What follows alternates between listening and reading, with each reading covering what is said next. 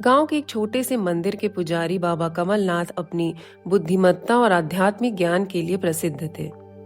लोग दूर दूर से उनके पास अपनी समस्याएं लेकर आते और बाबा सरल शब्दों में उनका समाधान बता देते।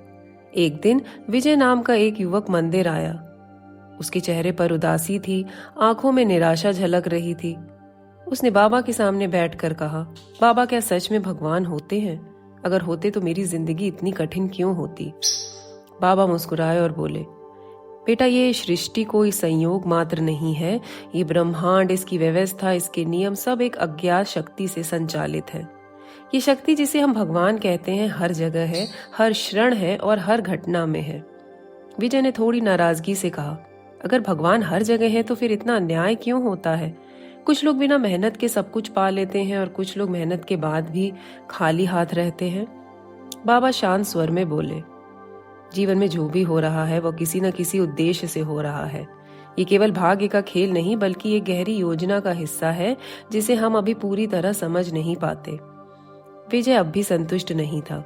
उसने कहा, पर बाबा, कई बार ऐसा लगता है कि ईमानदार और अच्छे लोगों को ही सबसे ज्यादा दुख सहना पड़ता है। अगर भगवान है तो फिर न्याय क्यों नहीं दिखता? बाबा बोले, न्याय अवश्य होगा। ये संभव है कि हमें अभी अन्याय दिखे, तकलीफ दिखे, असमानता दिखे, लेकिन हर कर्म का फल निश्चित है। समय आने पर हर किसी को उसका उचित परिणाम मिलेगा। विजय कुछ सोचने लगा, लेकिन फिर बोला, अगर भगवान है तो फिर ये दुख और संघर्ष क्यों आते हैं?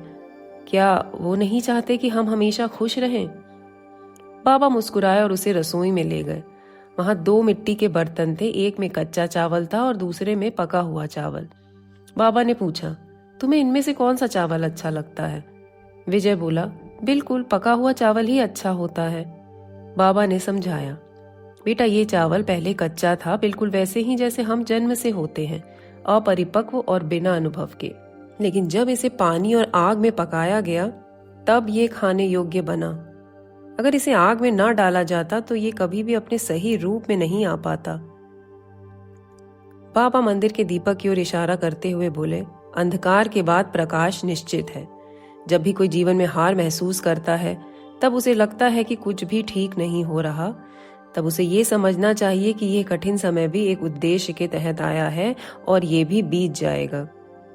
विजय ने फिर पूछा, पर बाबा, कई बार ऐसा लगता है कि हम बिल्कुल अकेले हैं। जब कोई हमारी मदद करने को तैयार नहीं होता तब भगवान भी हमें छोड़ देते हैं।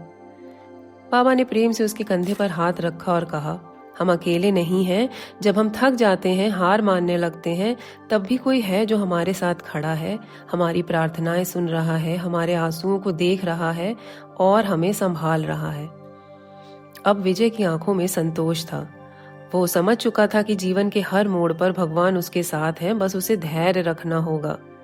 बाबा ने अंतिम शब्दों में कहा, भगवान है, यानी आशा है, मार्ग है और अंततः जीत भी है।